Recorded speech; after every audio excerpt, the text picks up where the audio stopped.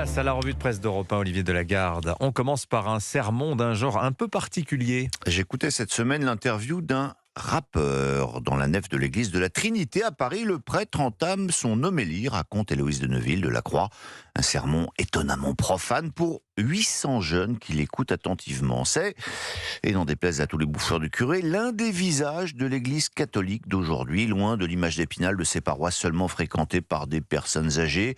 Certes, elles existent. Dans les campagnes, on ne trouve plus guère de curés, mais il y a aussi ces églises qui ne désemplissent pas et ces méga-messes, comme les décrit la Croix, qui peuvent réunir, à Saint-Sulpice par exemple, jusqu'à 1500 jeunes un dimanche soir. Reportage étonnant alors qu'aujourd'hui la France célèbre le 120e anniversaire de la loi de 1905, loi qui organisa la séparation de l'Église et de l'État. Une loi voulue à l'époque par la gauche qui voulait combattre activement l'emprise des catholiques sur la société, mais une loi que la gauche ne voterait plus aujourd'hui sous prétexte qu'elle ne laisse pas d'espace aux musulmans.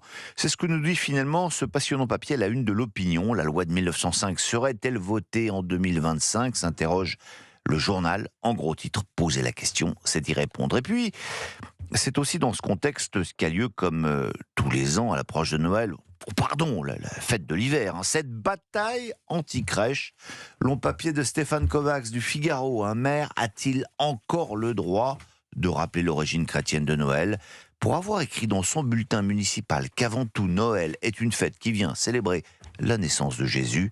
Le maire LR d'Asnières-sur-Seine a été attaqué en justice par des élus de la gauche radicale. Et si la justice a finalement rejeté leur recours, il n'en reste pas moins qu'en décembre, le mot Noël a de plus en plus tendance à s'effacer derrière les formules jugées plus inclusives. Marché bel hiver, hiver en fête, 120 ans après les lois de 1905. Alors que s'affrontent plusieurs conceptions de la laïcité, résume-t-il, il n'y a guère plus que la prime qui reste de Noël, sans que personne n'ait encore songé à s'en offusquer. L'autre loi dont on parle aujourd'hui, c'est le fameux PLFSS. Oui, le budget de la Sécu. Alors, voteront pas, vos journaux ne se mouillent pas trop, ce sera serré, prédisent-ils. De toute façon, comme le rappelle le Parisien, Sébastien Lecornu a déjà prévenu qu'en cas d'échec, il n'entendait pas quitter son poste. Finalement, la grande révolution de ce débat, c'est que c'est la preuve que le bloc central n'existe plus. Entre le soutien de Renaissance et du Modem et l'opposition de LR et d'Horizon, le Premier ministre peut mesurer la faiblesse de la coalition.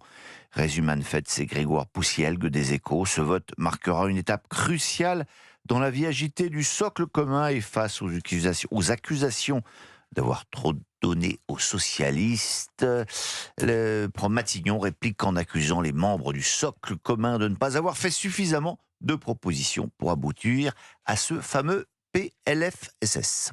Quoi d'autre dans les journaux ce matin, Olivier? Jordan Bardella et Marine Le Pen qui continuent à monter dans les sondages. Enquête Toluna Harris Interactive pour Comstrat et l'Opinion. Jordan Bardella et Marine Le Pen voient leur potentiel électoral s'envoler. Parmi les figures de la société civile, note encore François-Xavier Bourmeau, Michel-Édouard Leclerc progresse et Patrick Sébastien fait son entrée. Enfin, et pour terminer, est-ce que vous savez ce que c'est que des slops? Oui, j'en suis sûr. Des Anina. slops? Ouais. Non, eh bien ce sont... Pas du tout. Si, vous savez, ce sont ces petites vidéos sans queue ni tête qui fleurissent sur les réseaux sociaux. Par exemple, vous savez, Macron dans une rêve partie, des lapins sautant... Ah oui, les sangliers qui rentrent dans les toilettes, des choses comme ça. Là. D'accord, ok, je vois. Pourquoi se multiplient-ils? Eh bien, la réponse est dans le Parisien. Parce qu'il y a un public, tout simplement. Exactement. D'abord, il y a un public. Ça rapporte beaucoup d'argent à ces auteurs.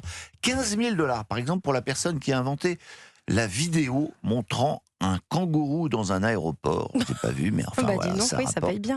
Et il y a des pays qui se sont fait une spécialité de ces slops, généralement les pays pauvres d'Asie du Sud. Alors slop, ça veut dire bouilli, ça dit tout. Bon appétit. Merci beaucoup.